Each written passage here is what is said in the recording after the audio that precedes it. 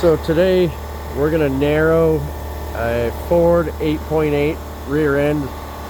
It's a common swap. This one's out of a Ford Explorer.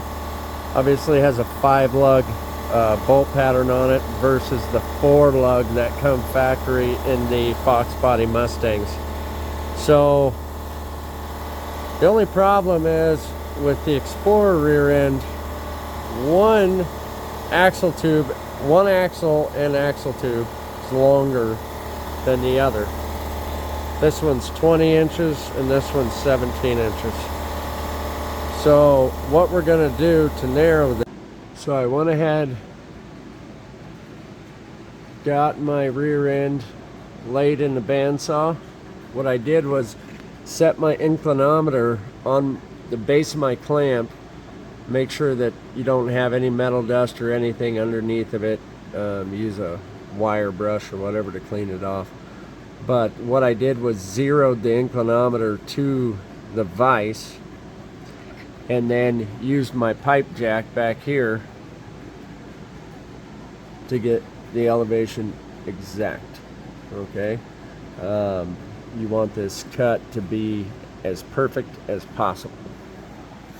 Now I can fit this differential all the way up until the back of my vise, which is exactly 9 inches. So that's where my starting cut is. I measured out and used my dial calipers, 2 7/8 of an inch.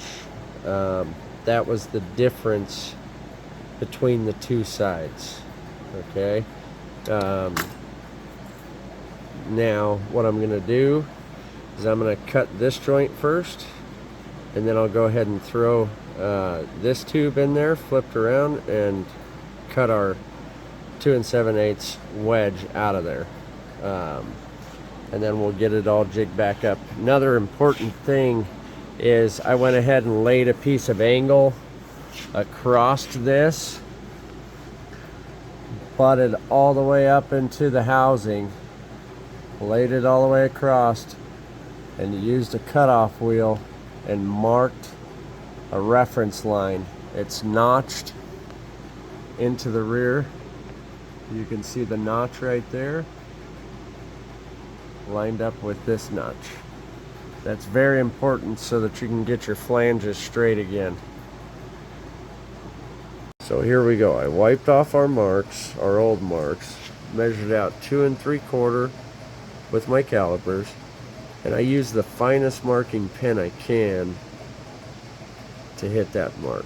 And again, we're going to want to cut on the right hand side of that line to give us 2 7/8. So you can see now, got it cut down, went ahead and got my grind marks aligned, confirmed my length is perfect. Now the importance of marking that reference line before you cut is you want to get these flanges back exactly where they were. If you look at this one, look at this flange, the notch is out of the bottom of the flange here, and if you come look at this one, the notch is out of the top. Okay, well, if you don't mark that and you don't know any better and you just go match up what the other side looks like, you're gonna be screwed. So yeah, make sure you grind a reference line in there. You don't have to do it super deep or anything. You can make it to where it'll buff out, but something that won't wipe off. All right. So what we did here was, as I showed you in the pictures, I went ahead and clamped this straight, made sure to use my V-blocks. Used my V-blocks I made on a mill a long time ago, and these little C-channel magnets for my clamp to make sure that this tube was perfectly straight. I also made sure that my reference line was lined up perfectly, And then I measured from the housing to the flange on all 4 corners and confirmed that it was the same. So now we know everything's true and straight. I've got it all welded up.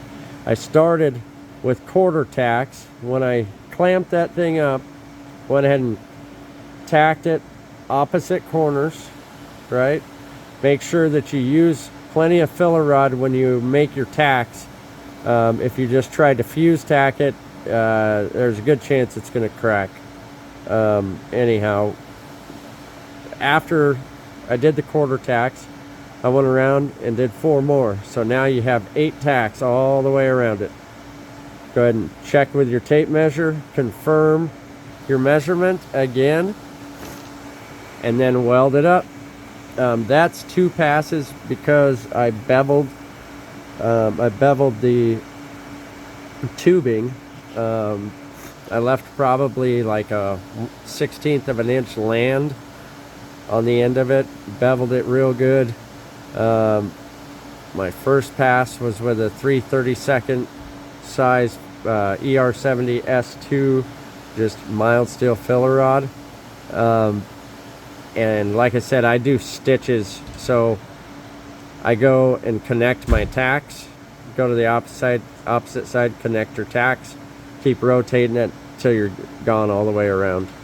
Let it cool down, and then I went over it with 045 just to cap it off, and we'll grind it down all smooth.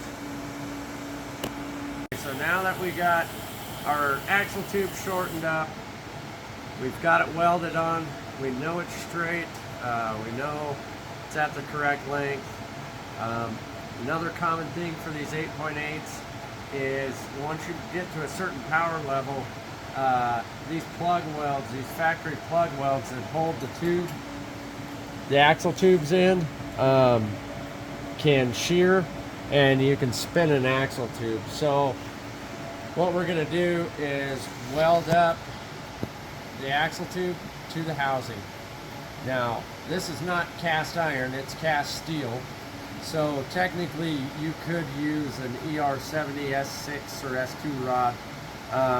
We're going to use 309 stainless. 312 stainless would work as well. Good for dissimilar metals. But what we want to do is go around and tack it in opposite corners. Okay, you're going to say, I started there, then down there, tacked here, now I'm going to tack here.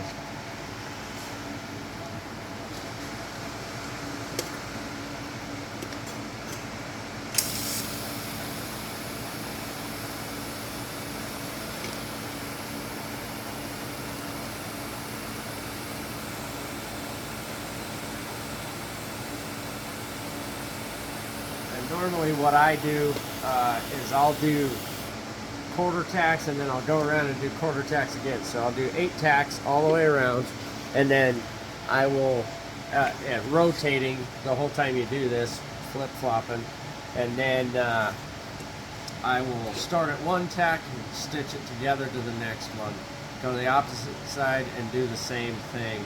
That helps just to keep the heat input to a minimum, keep from warping that tube and bending that axle tube. So we'll go ahead and get this all welded up, get the other side welded up. Oh, and make sure you clean this flange really well. I went ahead and sprayed it out with brake clean and a wire wheel last night. Heated it up with a torch this morning and sprayed it out again. So you can use acetone. I know everybody says brake clean is going to kill you, but all the stuff nowadays is non-chlorinated. So clean it really good and then weld it up. Okay, so we went ahead, started with our quarter tacks, did that twice so that we had 8 tacks all the way around. Went ahead and connected those tacks together in stitches, bouncing around as you do it, opposite side to opposite side.